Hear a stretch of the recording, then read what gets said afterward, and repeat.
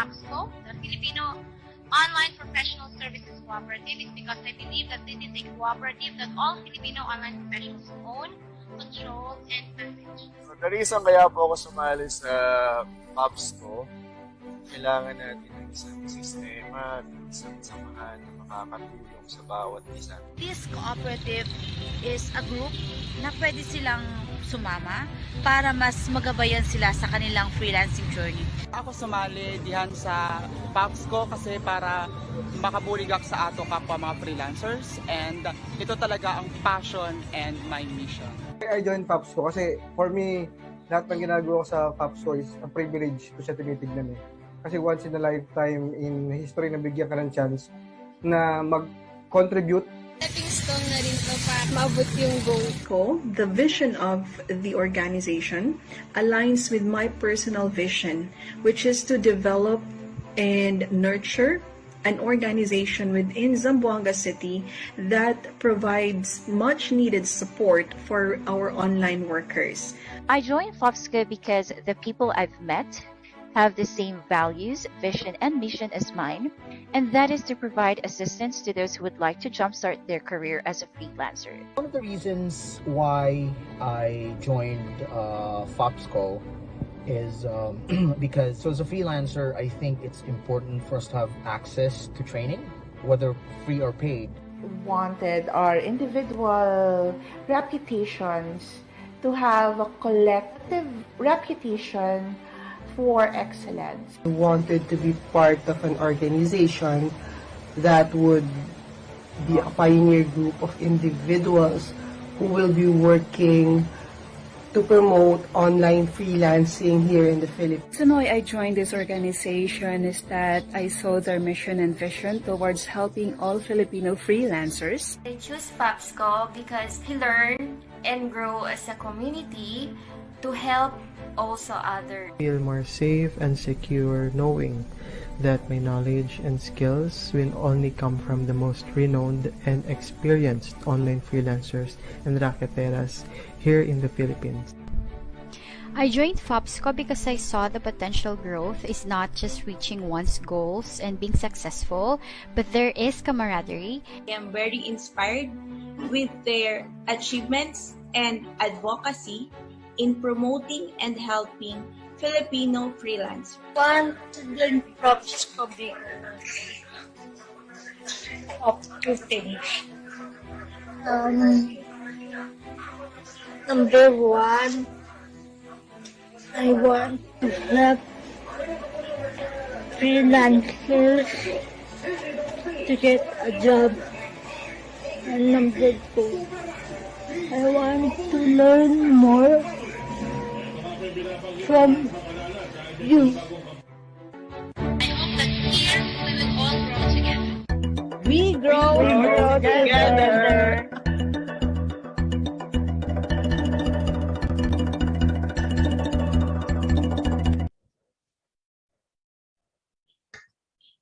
All right. So that's a big yes. We really are growing together. So again, welcome to our webinar series tonight entitled The Digital Opportunities Amidst Pandemic. Of course, this particular webinar is for our FOPSCo members, DICT graduates, and aspirant freelancers who want to explore, acquire, and upskill new skills when it comes to our online professional industry. Of course, this wouldn't be possible without the collaboration of the FOPSCo Media and the Filipino Online Professional Service Cooperative. Let me just remind you that of our house rules, please put your phone on silence mode, mute unnecessary noise that can interfere our webinar, and we are seeking for your active participation, especially for those who are just joined in this particular webinar here in Zoom. And let me just remind you, our Q&A will follow after the discussion of our speaker. And by the way, I'm Dennis Vipagio. I'm one of the founding members of the FOPSCo, especially here in FOPSCo Academy. So with that, I guess everything is set up now. Let me call on Miss Sydney. Hi, Sydney. Magandang hapon. Hello, sir. Magandang hapon din po. Isang napakagandang hapon. Okay, so with that, please go ahead, Sydney, take the floor and introduce our speaker for tonight. Yes, sir. Thank you. And good evening, everyone. Our tonight's webinar is for those who are looking for awesome digital opportunities at these pandemic times to help you build your post-COVID future with our guest. She is a licensed professional teacher and now a social media manager. She took up her bachelor's degree in industrial education, major in industrial arts at Technological University of the Philippines, Manila. Recently, she had completed the training of trainers for social media management hosted by DICT in partnership with ILCDB, DJPH, and FOPSCo. Aside from teaching, she had been engaged in student leadership, volunteer or community works, journalism, documentation works, photography, public speaking, and advocating empowerment for strong family culture. She loves engaging with people, and like most of us, she's forced to embrace changes brought by COVID-19 pandemic. Inspired by her colleagues, she applied as a trainee at Digital Jobs PH Technical Training for social media marketing and advertising. Despite the challenges of the new learning environment and industry, she graduated as one of the medalists. From there, her eyes were opened to a virtual world that can probably give hope to other people just as it did to her. Therefore, she wants to grace this opportunity to share what she had learned in the industry and in life. O, di ba, Sir Dens? Pang Miss Universe ang kanyang life's perspective. I would agree with that, Miss Ruby. Yes. Yes. Okay, so without further ado, let us welcome here at FOPSCo Academy, Miss Maria Helena Asuncion. Good evening, Miss Malen. Hello po, good evening. Thank you, FOPSCo, for inviting me here tonight. And Thank good evening to you. everyone. Thank you, Miss Malen. It's our honor na ikaw ay makapag-talk and nabigyan mo kami ng time para mag-share ka ng inyong knowledge and expertise. Go ahead, Miss Malen. Take the floor and All right. maraming salamat. Okay, so I will begin sharing na.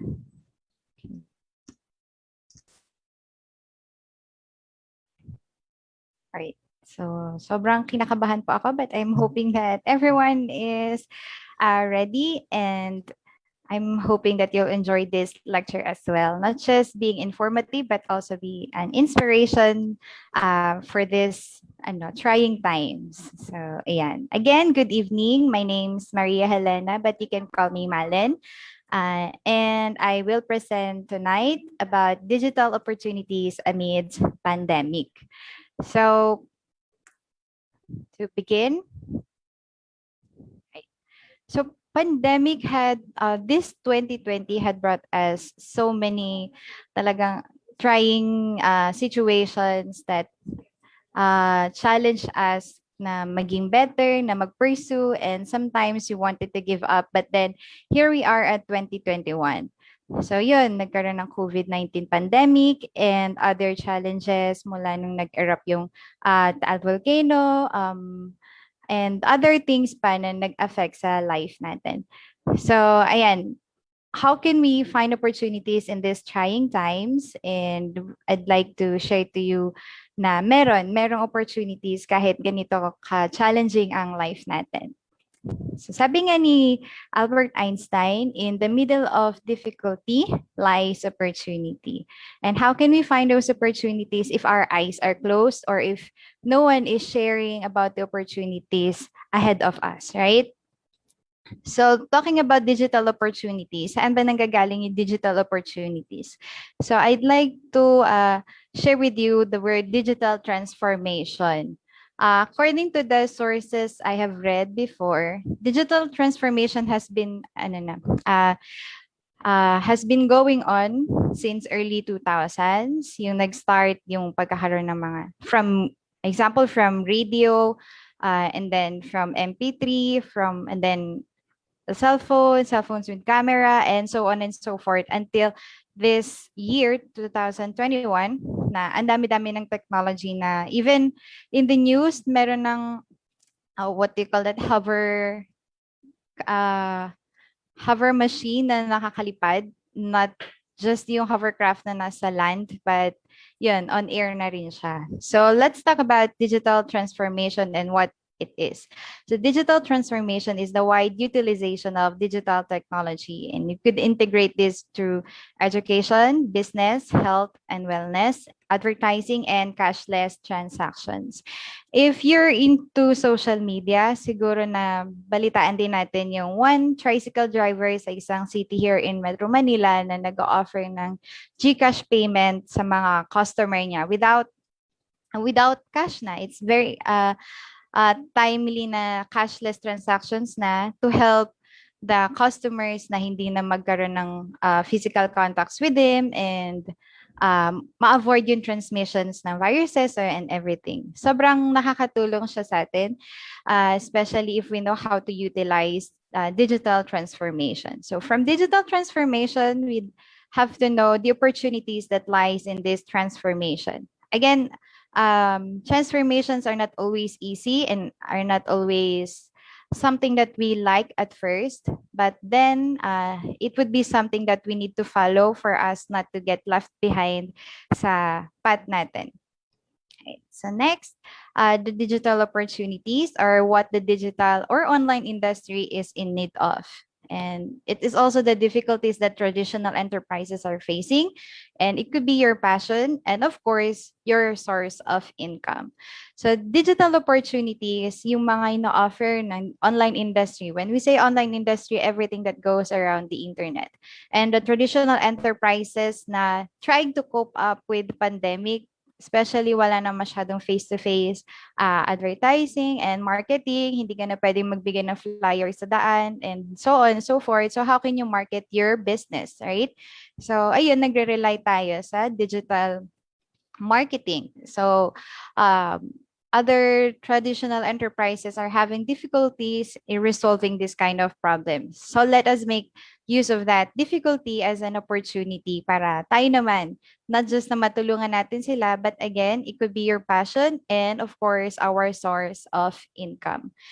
So, yan. What are the digital opportunities? I will be citing just a few kasi sobrang daming digital job opportunities around the internet. So first is the virtual assistant. As a virtual assistant, you have to answer emails, manage social media accounts, oversee calendars, scheduling, book travel, and even conduct research for your clients and customers. So for the businesses na hinahawakan natin. Virtual assistant literally mean you're assisting people virtually. So we are also working from home remotely, non-office siya, but also can work as voice or non-voice VA jobs. So depende kung ano yung mas prefer natin. So that's it briefly. And next is social media manager. Of course, we manage social media.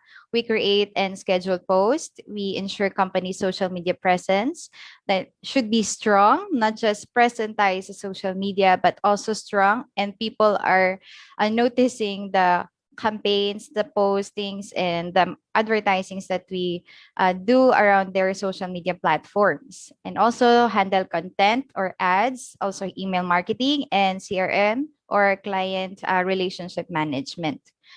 Right.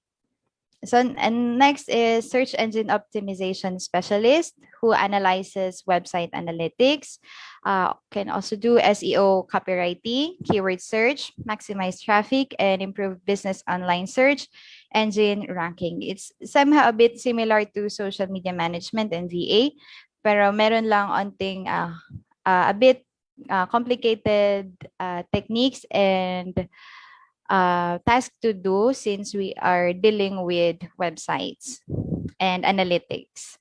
And almost similar with SEO or connected to SEO is a web developer. A web developer should know HTML, CSS, JavaScript, PHP, and other relevant web design coding languages. It can create and test applications for websites, present design specifications, troubleshoot website problems, and maintain and update websites. So, ayan, marami tayong kakilala siguro mga web developer because this is one of the most known freelance job or online job na meron tayo dito sa Philippines and other countries. So next is a content writer. A content writer should be able to complete writing projects, meeting deadlines, and following content requirements, can revise content, create style guides or suggest changes, and working with customers to define their content needs, and conduct research on any given topic. And also keep in mind, as a content writer, you should be able to write on your own words and make sure that you are not plagiarizing any write-ups na present na around, because it would be very difficult na magkaroon tayo ng legal charges as a content writer. And graphics designer, ensure branding is consistent across all channels, work with other creative team members to produce content, and create guidelines for how logos and other branding materials should be displayed and used. Usually, graphics designer works with the social media managers or the SEOs, since we say that they ensure branding as consistent across all channels sa lahat ng social media platforms and websites na meron ang client natin or a certain business. So other digital job opportunities are customer service representative, data analyst, bookkeeper, translator, transcriber, and proofreader. And of course, hindi lang yan, nabanggit ko guys, sobrang dami pa na masa-search natin around the internet. But since we are unlimited time, yan lang muna yung pwede nating i-share. Very, very brief lang. And proceeding, why choose this industry?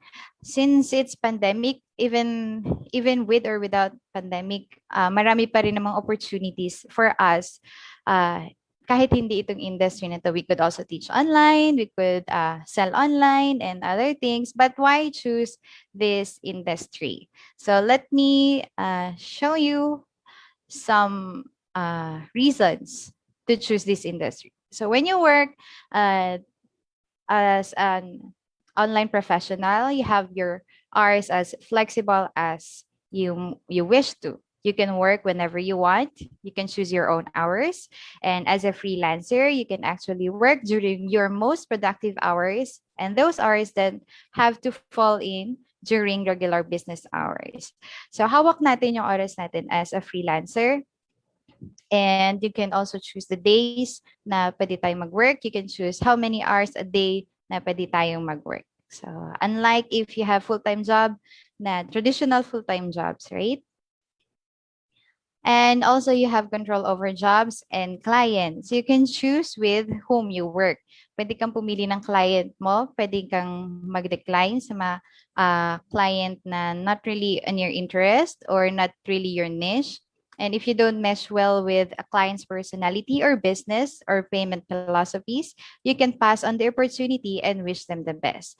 So if there comes a time that you do not wish to work with a certain client, I suggest not to just reject them, but rather recommend other people or your colleagues or anyone you knew na pwedeng mag-fill in dun sa work na ino-offer nila. Just we can help other people to have jobs and source of income as well.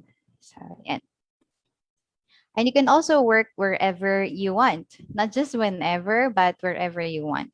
You can choose to work kahit saan, basta meron kang devices na dala. You have your laptop and you have your internet connection, and you are no longer stuck in an office or even in your home. You could work in a park or at the library or at the beach or in the mountains, wherever you want, or in your living room where you are comfortable.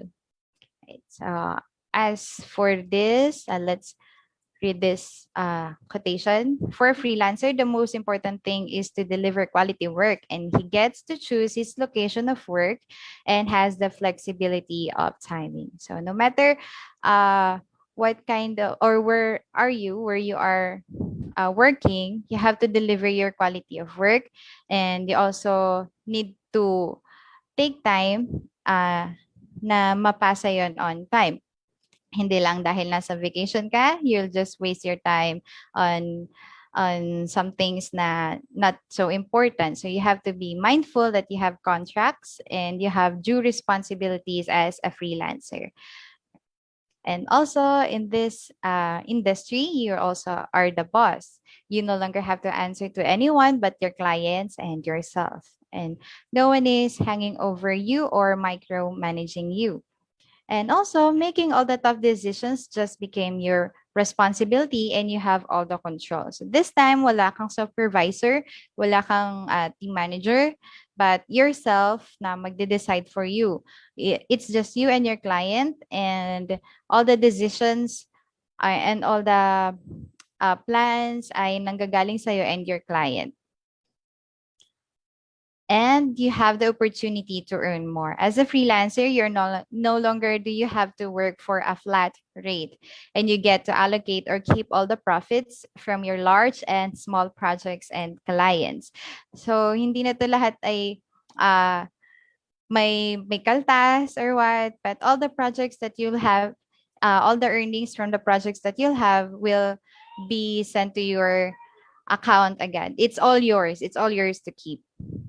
And also you have the control of workload. You can work as much or as little as you want. You can have clients as many as you want. Kung part-time lang to, kung full-time lang to, it's up to you. And you can choose projects that are meaningful to you. You can choose your niche or the skill that you're highly productive with na you are much sure na doon ka talaga nag-excel, and you just keep doing it. If you like photography or if you like graphics design, you can just focus on getting projects on graphics designing or web designing. It's up to you, because here as a freelancer, you get to focus on the work you love without the distractions of other things. Katulad kung nasa full-time setup, nandyan yung mga meetings, nandyan yung mga workmates natin around us. But then if here na freelancing, you have the control of the workload na ibibigay sa'yo or nakukunin mo. And also, you will have exposure. So freelancing enables faster growth opportunities, helps to nurture great interpersonal skills, and the ability to deal with different kinds of situations. And also working simultaneously in a variety of fields and domains with different people. I'd like to share with exposure thing sa freelancing is sobrang daming opportunities getting exposed sa freelancing or sa online industry, as long as you have a certain or the right network of people to work with. Now, example for my personal experience being here in FOPSCo Academy, they just got the network and the connection from the Digital Jobs PH, and again, now they opened another opportunity to be here and to share this informations with all of you. So ganun lang, sobrang abot kamay lang, being exposed, being trained, being having the opportunity to earn new skills and learn new things. All right, so while it's always good to excel in one subject, freelancing exposes you to various kinds of companies and domains. As a result, you learn more in, say, 5 years of freelancing than being in one or two jobs in that same period of time.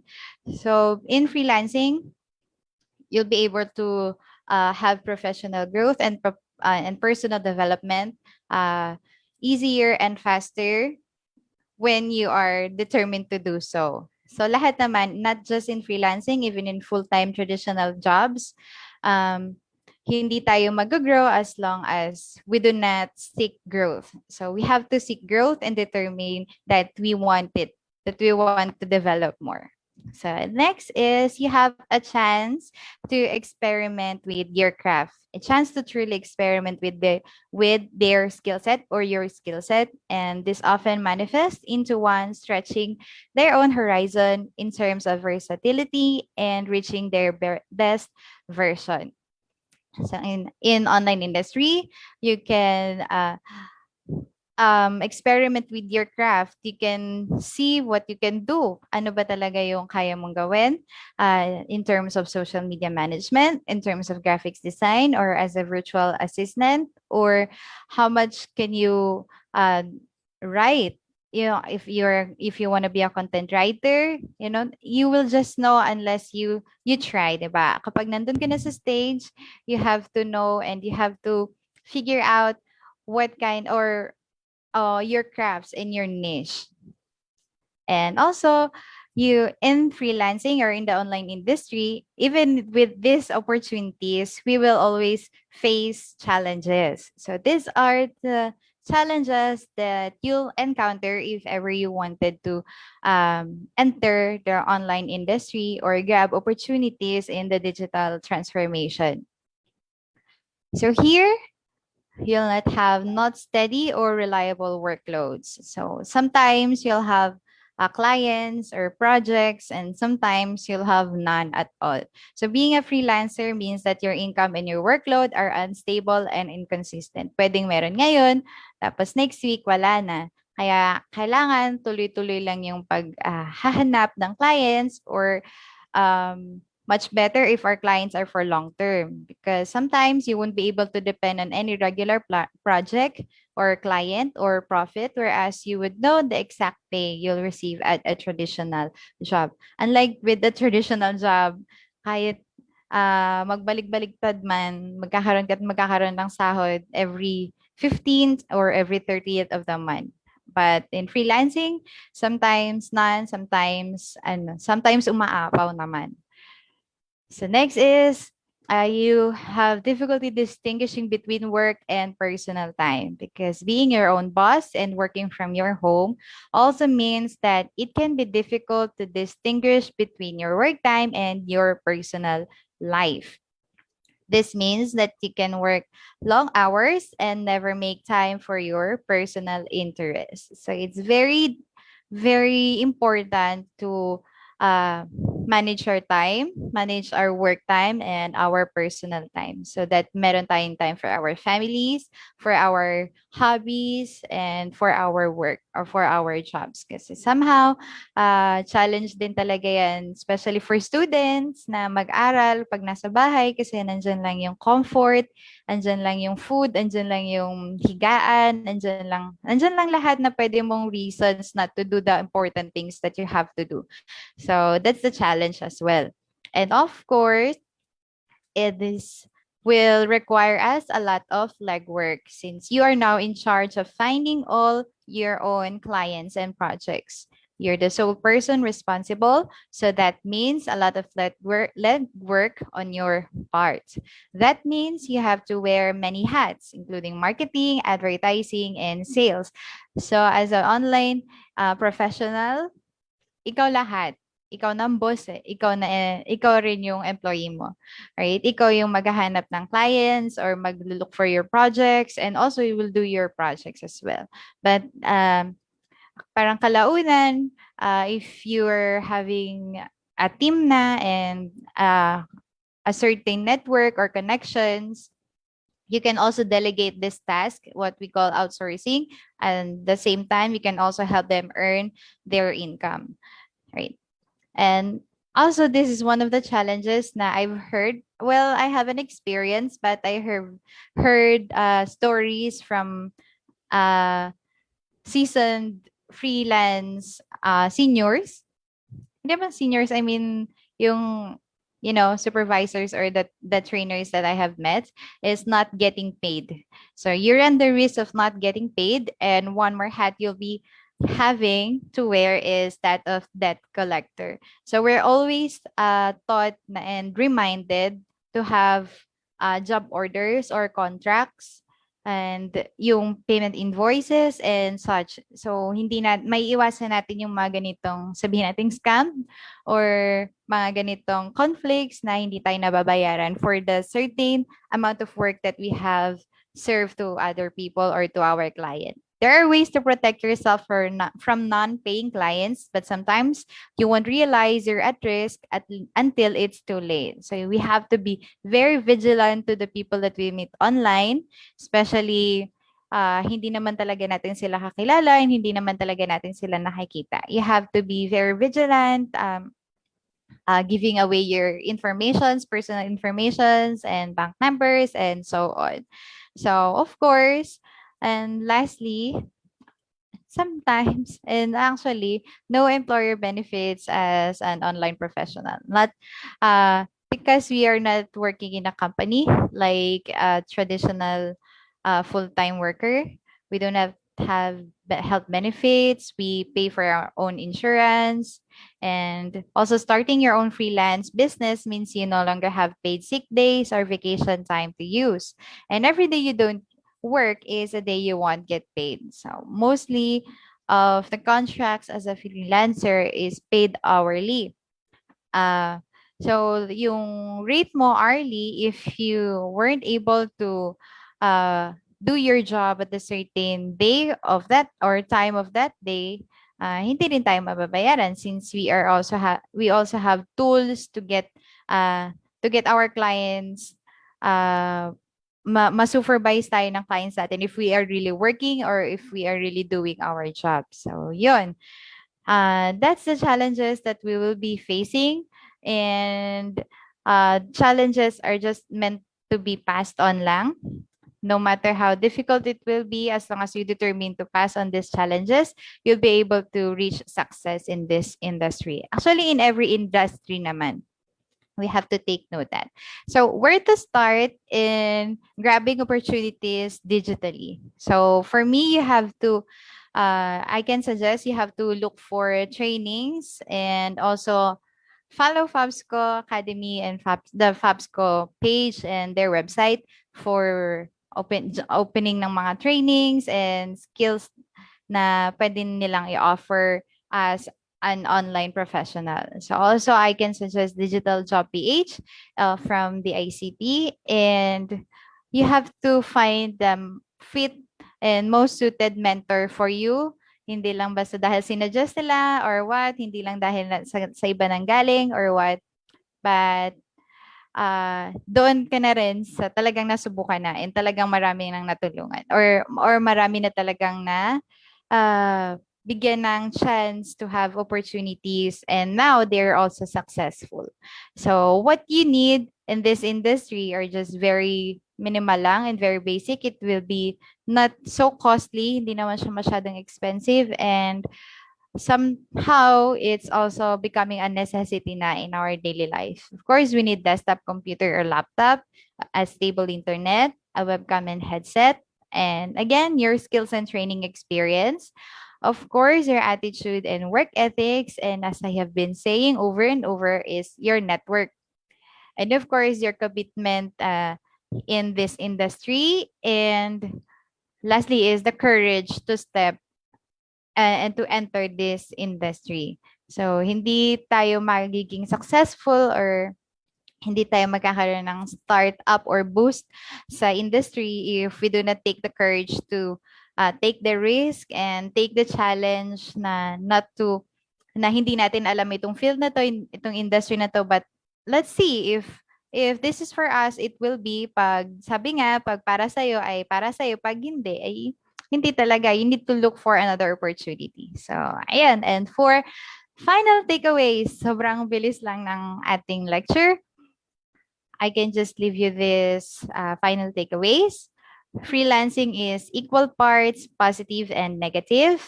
And you just have to decide if you're willing to take the risk that almost always accompanies it. Freelancing means professional freedom, but it also means instability and the risk of failure. But if you risk your stability for something more in tune with your professional goals than a traditional job, you have the opportunity to build your name and reputation and reach your professional goals. So, yun. In this case, you just need to be to take courage to step and take the risk. No, if your heart sets you to pursue this online professional, being an online professional, just go for it. If not, you just take your time and think well and sobrang pag-isipan natin yung mga bagay na pinipili natin and pagdidesisyon na natin because it will not just risk our personal life but also our professional future goals and for our families as well and so on and marami pa napakalawak pa ng ating life and it's just another step for us to pursue our dreams. So lastly, if sorry, if a window of opportunity appears, don't pull down the shade. So if there's an opportunity appears, not just grab it, take time to study it.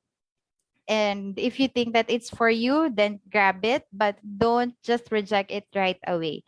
Now, pag-isipan natin and let's take time to assess ourselves if that is what our hearts really are pursuing or really wants. So, yun, I'm hoping that this presentation has been informative to all of us and I'm hoping na this could also give opportunity and hope to other people na in these trying times are losing hope na we could makabangon and makapag-go on pa sa ating life. So, yun. Thank you very much. All right. So thank you on that, Ms. Malen. With that, we are going to entertain some questions coming from our FB viewers, as well as for those who just joined here in Zoom. So, sige, to start with that, okay, so Ms. Malen, are you ready? Yes. Yes I'm po. sure.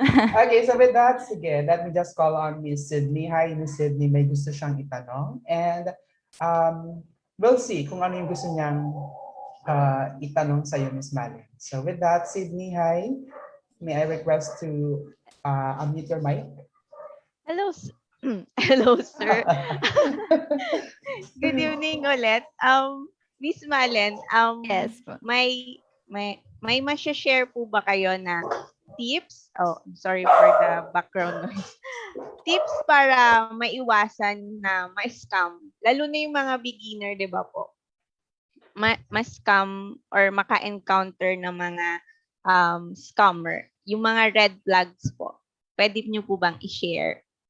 Okay, so disclaimer, bago ko po sagutin, Miss Sydney, I am no expert in this field pa, but maybe I can suggest for other online professionals na nasa entry level then is really search the background of the company or the client na nag-offer ng ganitong job or what job is all about yung job description and talagang pag-aralan muna nila yung company if that suits them and if not next ganun. So because I have hindi ko alam kung talagang pwede ko siya i-share pero I will not name it but this experience was from one of my co-trainees from the TOT na was sent I think yung application niya in a sense sa isang site, explicit site and business. So she was also surprised na meron pala siyang ganong napagsendan which was not her intention. And yun, we have to be mindful about the clients and the businesses that we are applying to and that we are collaborating with. Yan, Miss Liz. Thank you, Miss Malen. And pwede pa mag-ask pa. Sige po. Additional. May follow-up pa. Okay, go ahead, Miss Sydney. Pwede ba magbigay ka ng sites kung saan pwedeng makahanap ng mga digital jobs opportunities ang ating mga beginners dito sa ating industry? Thank you. So, ayan, there are a lot of freelancing sites and platforms. One site that I can suggest is LinkedIn. Syempre sa LinkedIn, it's very professional and talagang very seasoned na yung mga businesses and people na nasa loob ng LinkedIn. But also there is Upwork, Online Jobs PH, and freelancer.com, those sites. And one thing that is good about them is nililabel nila yung nag-post ng job if they are payment verified, kung saan we can know na talagang hindi tayo may scam or they really pay for the services na ino-offer or yung services na nakukuha nila from us as freelancers. So, yung mga sites na yun. So, I also suggest na you look for jobs with payment verified labels in Upwork and Freelancer, Hub Stuff as well, I think, and Online Jobs PH. Okay, Miss Malen, Disclaimer thank po, you. hindi po to promotion. Wala siyang, not part paid, or not paid of, ano to? hindi siya nag-affiliate marketing. Yes. Okay, yeah, I would agree with that. So, mag-add lang ako dun sa part yung sinasabi na how to really spot an online scam. Kasi it really exists, guys. So, meron talaga nangyayaring ganito. So, as what Ms. Malin said, there are positive and negative when it comes to freelancing. So, medyo may mga disadvantage and advantages. But for particularly in that question of Ms. Sydney said, para malalaman natin kung ito ba ay online scam, first is really to evaluate yung offer. If it's too good to be true nga, so masyadong promising, masyadong kung ano-anong mga ino-offer sa atin, yung hindi nakapakapaniwala, kabahan ka na. And if you are in doubt, wag mo nang ituloy. That would be my opinion. Okay, so yun yung pwede kong ma-share. But after evaluating, second would be try interacting with others. Tanungin nyo yung mga kakilala nyo within your community, yung mga taong may kinalaman sa particular industry na to, because they are the person that we should talk to, or they are the go-to person na dapat nating pagtanungan. Kasi nga, silang mas nakakaalam sa area na yan. And of course, the third one would be protecting yourself from the scammers would be, huwag ka basta-basta magbigay ng any information with regards to your whatever you are applying. So nabanggit nga ni Ms. Malen that we have freelancer agency platforms na ang dami nila, actually, marami sila. It's just that you really have the right information para mag-guide kayo and makapag-apply kayo, and at the same time, malaman nyo kung ano yung mga tips and techniques. And with that, I would recommend na mag-enroll kayo sa Digital Jobs PH training kasi nga, ibibigay sa inyo lahat ng information na kailangan nyo malaman in terms of the freelancing world. Ito naman yung mission and project naman talaga ni TIC. Okay, so that's really a good question, Ms. Sydney and Ms. Malen. Salamat, and nag-add lang ako sa part na yan. Ms. Malen, I just have a follow-up question. Would that be okay? Yes po. Okay, so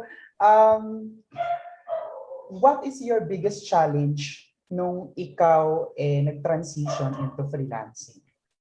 Kwento ka lang, mag-share ka lang. Not really a question, but share mo lang para ano yung ine-expect ng ating mga viewers na nag-aspire to be a freelancer. And especially for our participants here in Zoom, share ka lang kung ano ba yung mga challenges and the tips that you could actually share to them. Go ahead. Ayan. Again, I'm not an expert in this field, but siguro for my experience nung I was transitioning in this in the online industry, nung training days pa lang sa digital jobs, hindi ko talaga siya familiar. Like, everything was new. But then, ang nakakatuwa lang pag alam mo na yung isang bagay tapos continuously natututunan mo siya and nagagawa mo siya on your own. And pag na-apply mo na siya talaga. So, nung nasa entry level din as a freelancing or as a freelancer,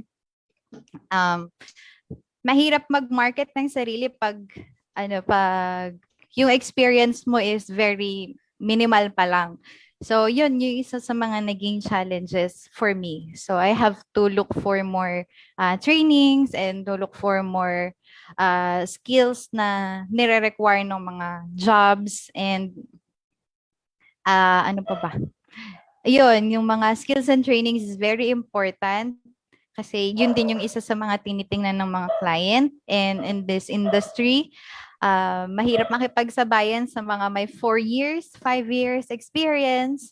But then you have to try kasi hindi naman din sila nakaabot dun sa ganun katagal if they just stayed the same from the beginning na pumasok sila sa industry. So, yun, sir. I think that's what I can share about and suggest also for other people na nag-i-start pa lang dito sa industry. Okay, with that, sige, follow up lang natin. Total, nabanggit naman natin a while ago about the Digital Jobs PH. Paano ka napadpad? Kwento ka naman ni Ms. Malen sa part na yan. Paano ka nakapasok sa digital or one of the scholars of the DICD with the project of the Digital Jobs PH? And then, yeah, you're doing it now. You are in this industry and share mo para at least yung ibang nag-a-aspire na sundan yung gusto mong training or training na nakuha mo para guided natin sila. Go ahead. Kasi, sige. Sige, go ahead. Sige po. Yeah, kasi talagang it's very timely din talaga na nakapasok si Ms. Malen and gumagi talaga siya as one of the medalists of our class. And proud talaga ako kay Ms. Malen so far kasi na-witness ko talaga yung struggles and at the same time yung challenges ng aming class. And yeah, na ano ngayon, na overcome niya lahat. Go ahead, Ms. Malen. Yung Digital Jobs PH was recommended by a mentor. Tapos, since I am a licensed professional teacher, I was really aspiring to become a teacher. But then, yung sudden shift, along the way, talagang mapapatanong ka na lang din if this is really for you or not, yung mga ganong second thoughts. But then, pag nandun ka na and you find yourself and your heart enjoying what you do and it really serves the purpose of why you want to pursue it, yun yung I think will push a person to really pursue an industry, kahit anong industry, be it sa online industry or wherever. I think for me as well, that's what pushed me because of the sole purpose and of bakit ako nag-pursue ng freelance and I think very significant din talaga na pinurso ko siya kasi kung hindi siguro naiwanan din ako ng changes sa digital transformation kasi lahat nga, hindi naman lahat, but halos lahat is nasa online industry na nga. So if we as job-looking people ay hindi pa rin magpupursue doon, ay hindi tayo talaga makakasabay and mag-i-struggle lang tayo ng mag-i-struggle. So I think yun po. I think may question po dito. Yes. One of our Zoom participants here, Ms. Mary Jean Terrell, asked, okay, basahin ko na lang, Ms. Malen, ha? With your experience, ano po yung mga skills na na-discover nyo or na-develop niyo as a freelancer? Mukhang interesado si Ms. Mary Jane. Go ahead, Ms. Malen. So, personally, ako po ay nagsusulat talaga. So, writing is not really a problem with me. I think it is really a comfort for me to do write-ups, articles, mga content, copyright, I mean yung pagsulat ng mga captions, and kahit 150 words yung pa-caption ni Sir Dennis, yun. I really enjoyed it. But dagdag dun sa mga skills na yun ay yung graphics design and also chatbot management.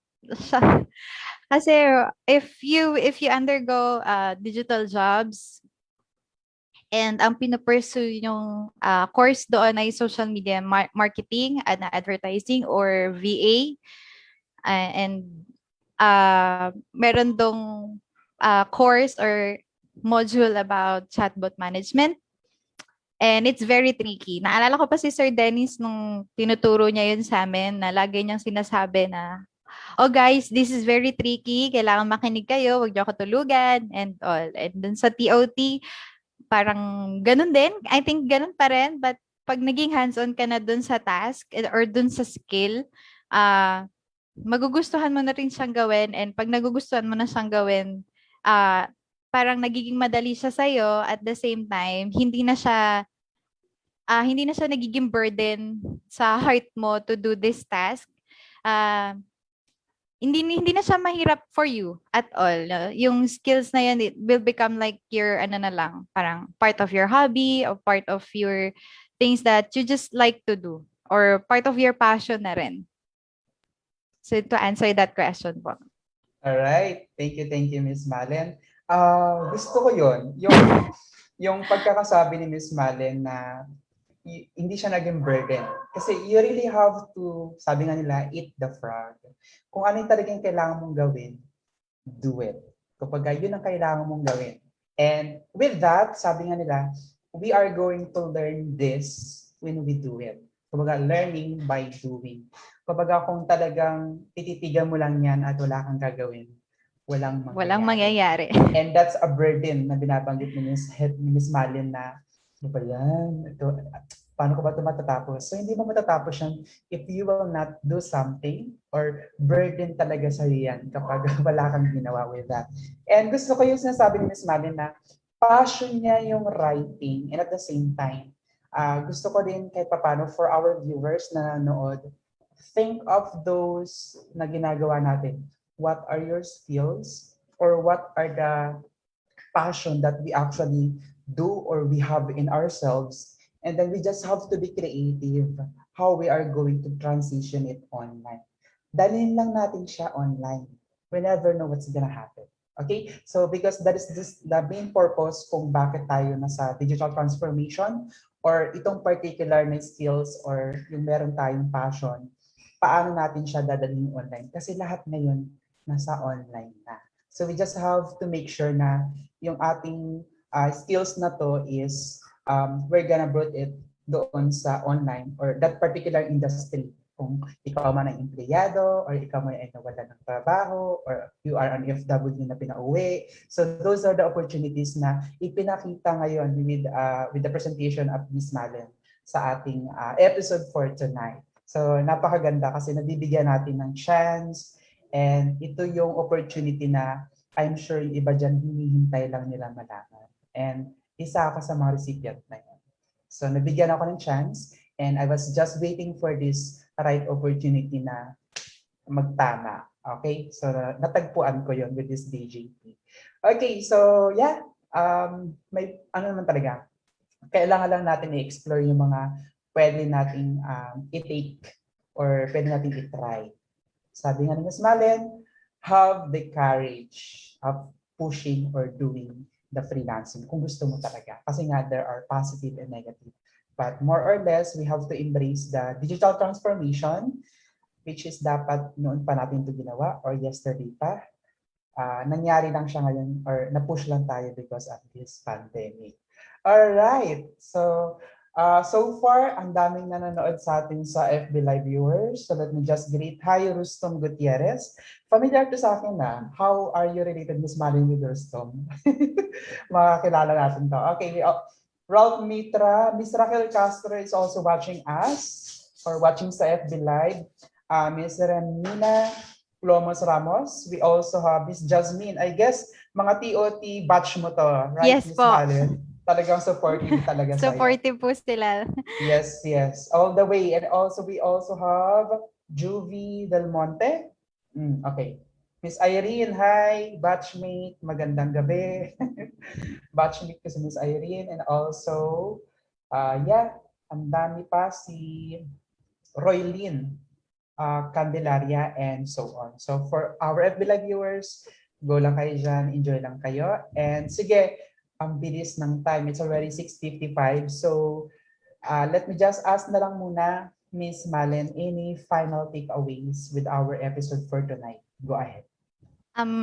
So for everyone who's aspiring to pursue their careers here in online industry, I already said everything that I have to say, and already shared all the informations, almost all probably, na alam ko. And I'm hoping that this episode of FOPSCo Academy brought light to you and your lives, the opportunity to pursue and where you will get those opportunities. Kasi may opportunity pero sometimes hindi natin alam kung nasaan and how to get it. So, ayan, FOPSCo is here. And again, disclaimer for for all the promotions that has been called out here in the presentation. But yun, those are the things that could help us in this industry if you want to pursue this industry. And I'm hoping to also see you and to also work with you all. So, ayan, thank you so much, FOPSCo, and thank you very much to all that are listening and watching this presentation. Sobrang kinakabahan po ako, but I I'm really grateful for all of you po. Alright. Thank you, Miss Malen. So, syempre, before we end the session, let me just ask Miss Sydney any final takeaways with our episode for tonight bago tayo mag-end. Yes, Sydney. sir. My takeaway here is that digital industry bring us opportunities and at the same time challenges. But all in all, what I like about this industry is that the opportunity to work at the comfort of our home. Because sir, ako bilang ina, gusto kong masubaybayan din ang paglaki ng aking anak. And hindi ko yun magagawa kung sa labas ako nagtatrabaho. And I think also because of the pandemic, working from home is the best option to stay safe from this virus and while still earning money. And of course, digital jobs are not for everyone. So it's always up to you as a person. And isa pa, always try everything. Try every opportunities that knocks to you kasi minsan lang sila dadating and malay mo yung opportunity na yan, yung minsan na opportunity na yan ang makapagpabago sa buhay mo. Yun lang, sir. Thank you. Well said. Thank you, Miss Sydney. Okay, so again, syempre hindi namin ito palalagpasin. So nasabi na lahat-lahat. With that, we are going to present this particular, I hope you can see this on our screen. Miss Malen, can you see on our screen what I am going to share? Or may nakikita na ba?